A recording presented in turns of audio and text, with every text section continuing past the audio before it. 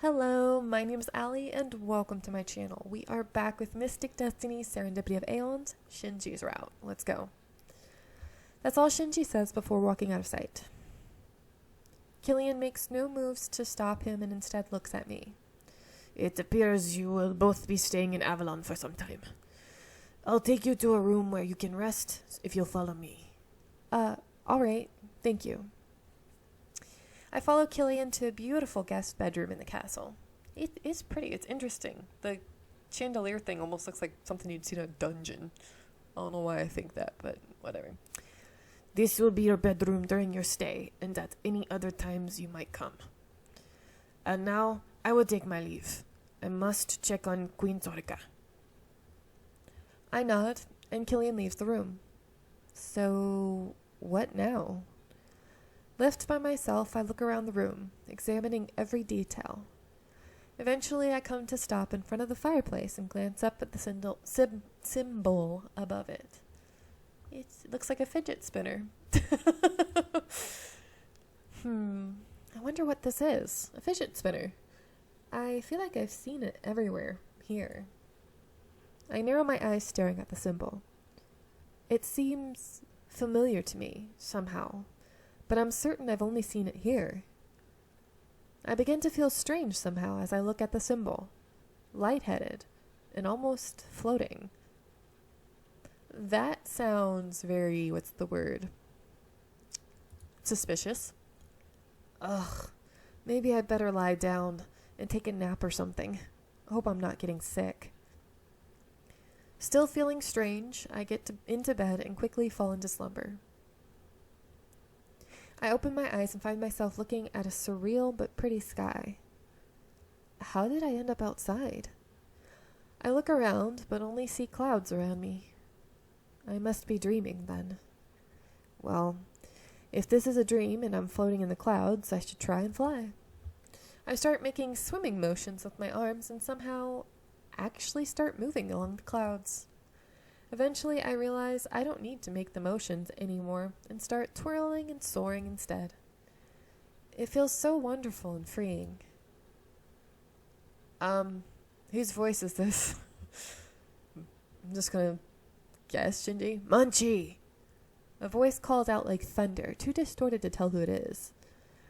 I feel like I want to escape from this voice, whoever it is. Munchie! I feel a powerful tug, an invisible force that pulls at me. I close my eyes as I fall. I open my eyes again. Wait, wasn't this the place Shizuka took us?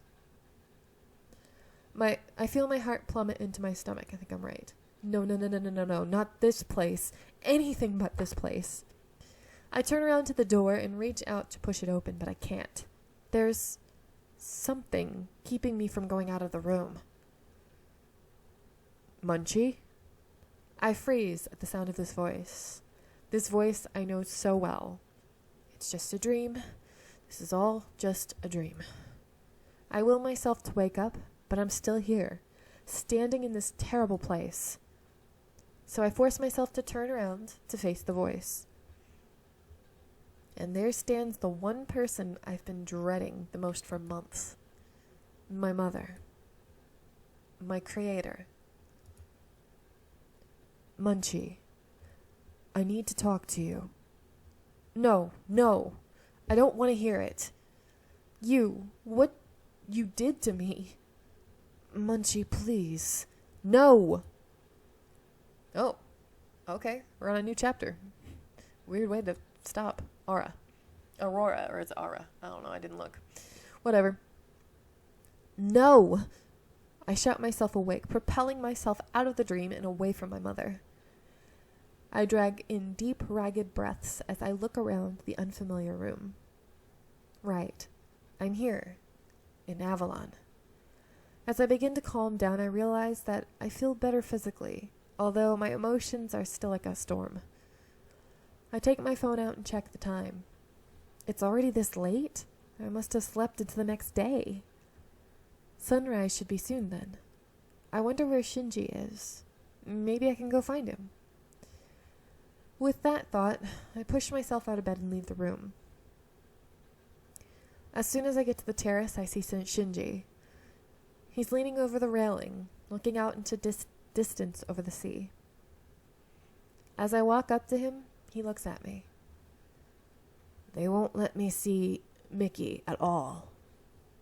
I see. I can understand why he wants to see her, but maybe it's for the best that he doesn't see her for now. So, where did you go yesterday? Shinji shrugs. Just around. I did find one place that I definitely want to show you, though. I think you'll really like it. Actually, I have something for you, too. But it'll have to wait till we're there. Shinji starts walking down corridor. I think it's supposed to be walking down the corridor. And I follow next to him with wide eyes. Really? What is it?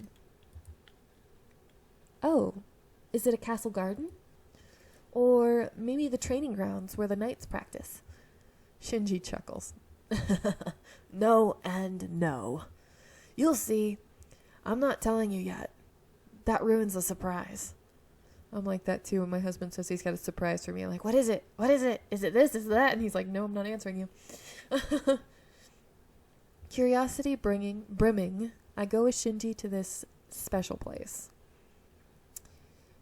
Oh, I got a hiccup, sorry. That's pretty.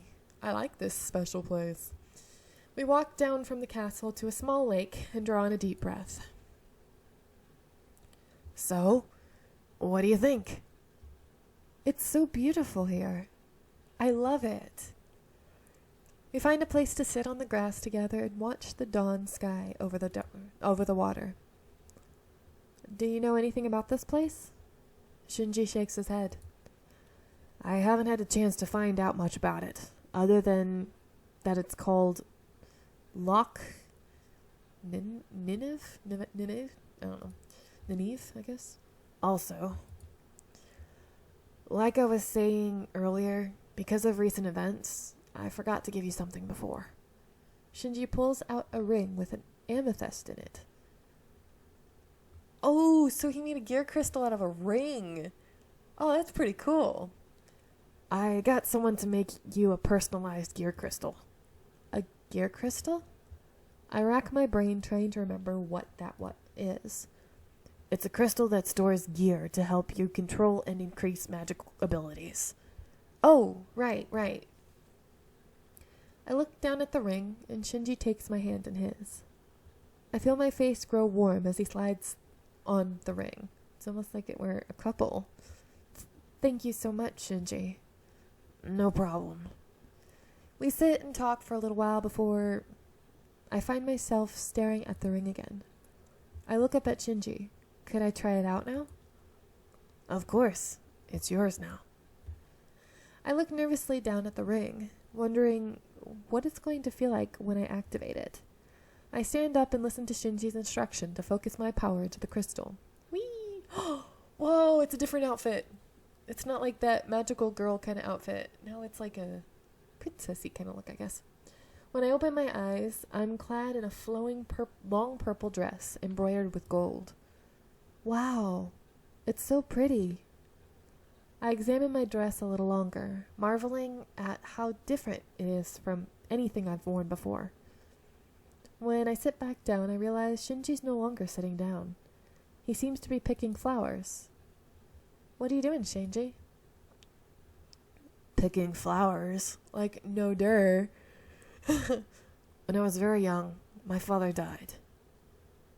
After he did, my mother, she always seemed sad.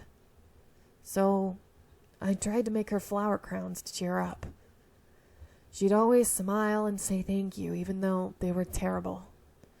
She always acted like they were the best thing in the world, more valuable than any crown made of gold and jewels. That's so sweet. I'm sure to her they really were.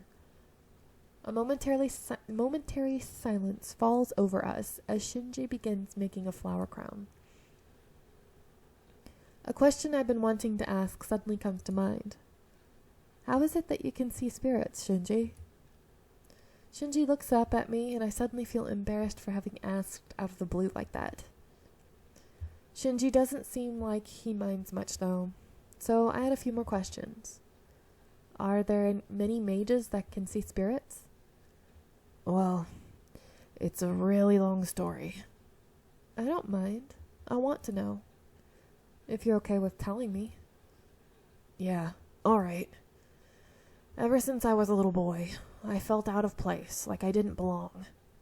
My parents were always kind and loving to me, but there was still something missing. It was like there was an invisible wall between them and me. I think I knew somewhere within myself then that I was different. When I was 7, my mother took me to stay at the Hirayama ancestral home for the summer. She took me to spend some time with my grandparents while she visited an archaeological dig of an ancient Atlantean temple. Being the curious child that I was, I managed to read all the books I could find in the main house and explore most of the property within the first month. So I was left with nothing else to do. There was, however, one place left to explore. An old storage building that was always kept tightly locked. When I tried asking my grandparents about it, I was only told that I wasn't allowed in there. No explanation was given. Of course, that only made me more curious than before. So when my grandparents were busy, I found the key to the storage building to my grandmother's study. When I finally got inside the storage building, I found it, filled only with unremarkable junk. I was disappointed until I noticed something. In the very back of the room, hidden behind everything, was a sword in a glass case. The sword was in its scabbard, with numerous seals stuck to it. Something called out to me, luring me into removing the seals and pulling the sword out of its scabbard. The moment the sword was out, I released a spirit. That was trapped inside. Within seconds of regaining its freedom, the spirit went straight for me, possessing me immediately.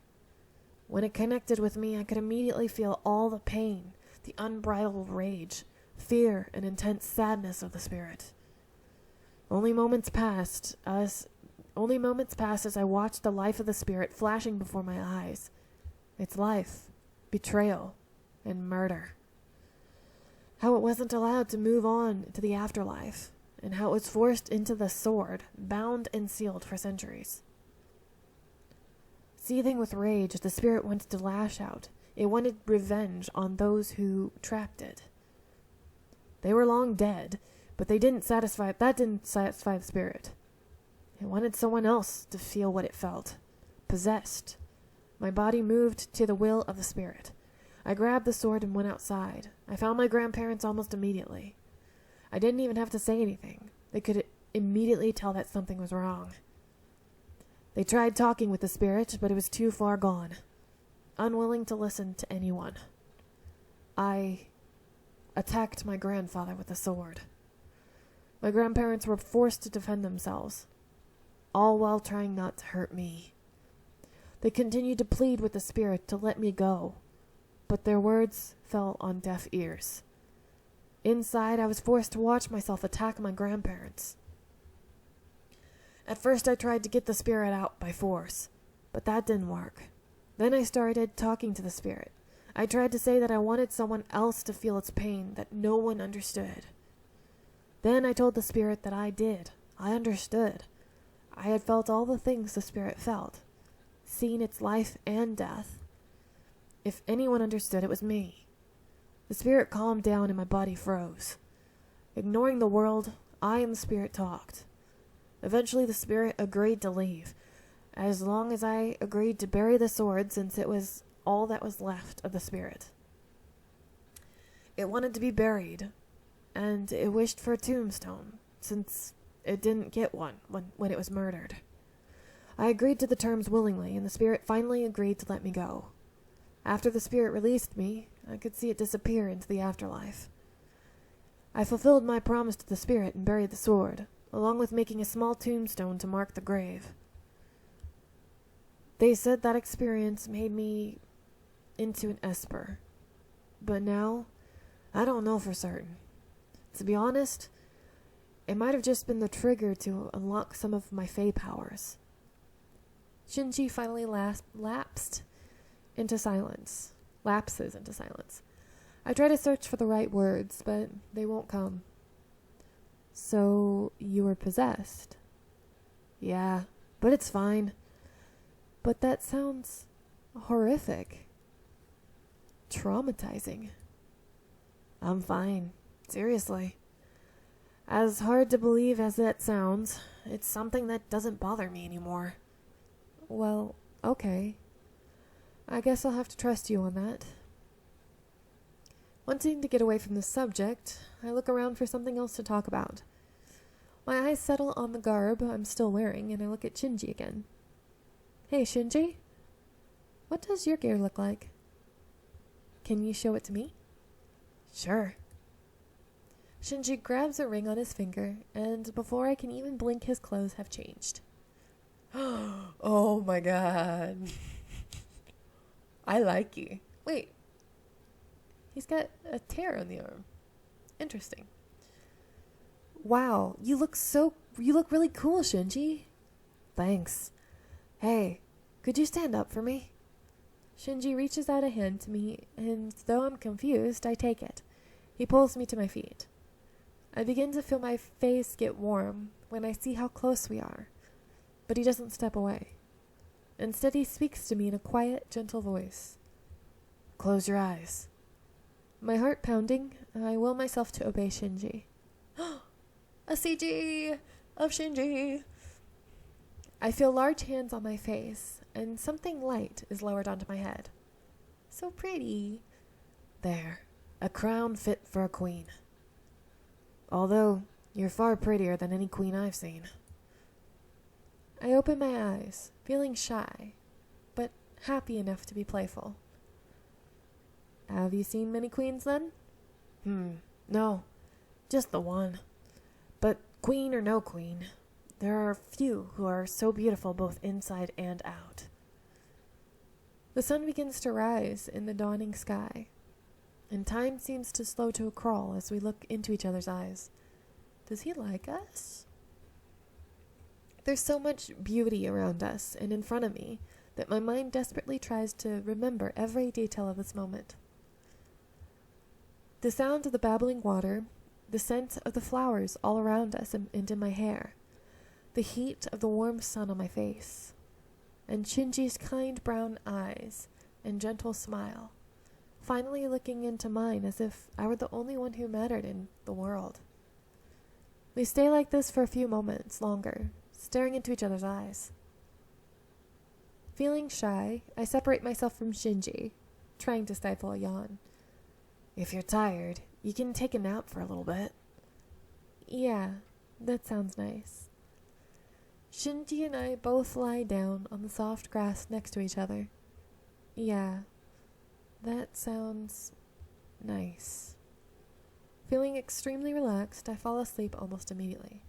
I'm going to let you guys go here. I hope you are enjoying these videos, and, well, see you in the next one. Couldn't think of words. Bye.